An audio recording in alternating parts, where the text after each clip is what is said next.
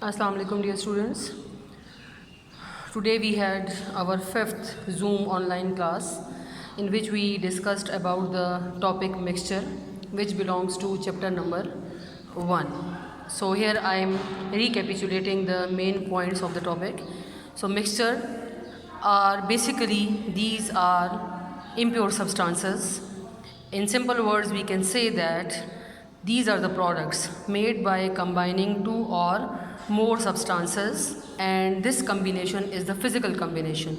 They having no fixed ratio among the components of any mixture.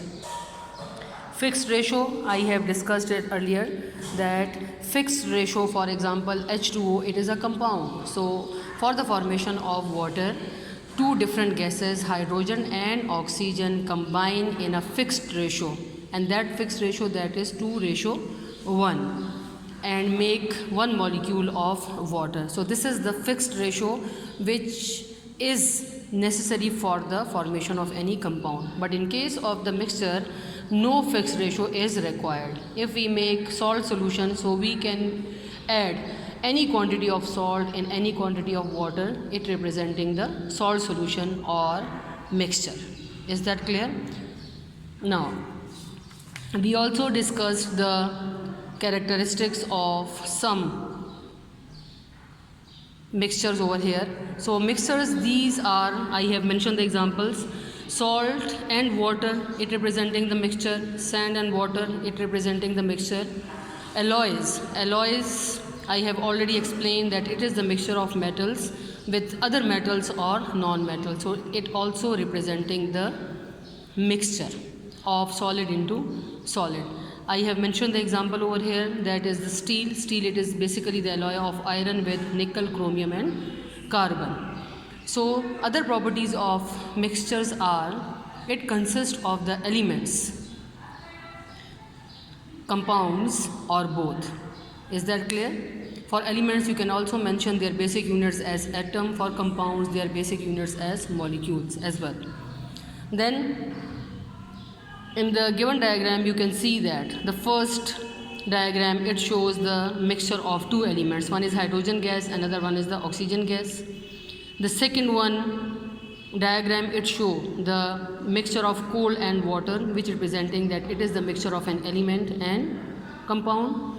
And the third one example, it shows the mixture of two compounds. One is sodium chloride, another one is H2O. So mixtures having variety of components in them.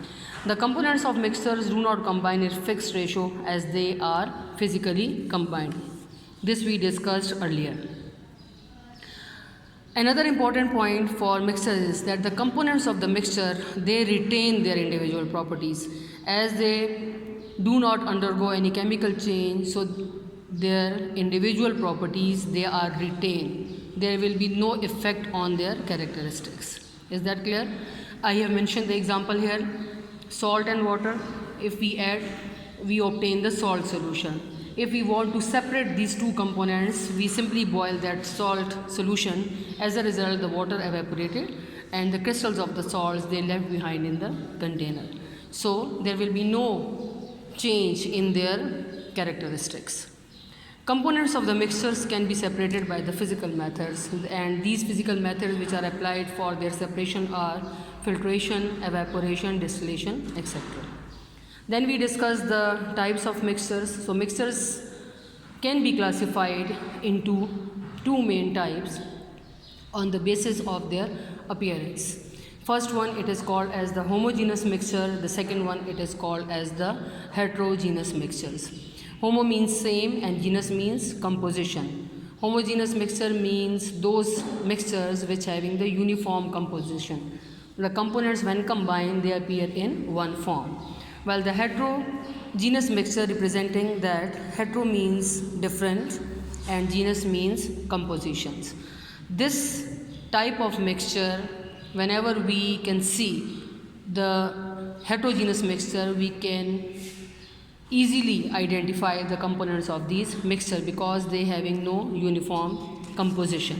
We can clearly see their boundaries of separation from each other. Now we discuss their examples in detail. So homogeneous mixture, that mixture which has uniform composition throughout its mass, and the examples are the salt solution, the sugar solution, air in our surrounding which contain 78% nitrogen, 21% oxygen, and the traces of the noble gases and some quantity of carbon dioxide. It is also comprising of 1%. So air, it is also considered as a homogeneous mixture. Heterogeneous mixture, that mixture which do not have uniform composition throughout its mass. So the components can be seen with our naked eye. They show the visible boundaries of separation from each other. So the examples we already discussed: the solution of sand and water, the combination of oil and water, the mixture of sulfur powder and iron fillings, salad which we eat in our daily routine, which is comprising of either vegetables or fruits. Then we also discussed the practice problem and how you can identify them from each other on the basis of heterogeneous and homogeneous mixture. Is that clear? Then we discuss the differences of compound and mixture one by one with the help of examples. I hope so the topic will be clear to you. Must keep in mind that whenever you listen the lecture, you have your pen, your rough copy for noting down the important points as well, and also consult your book must. Thank you.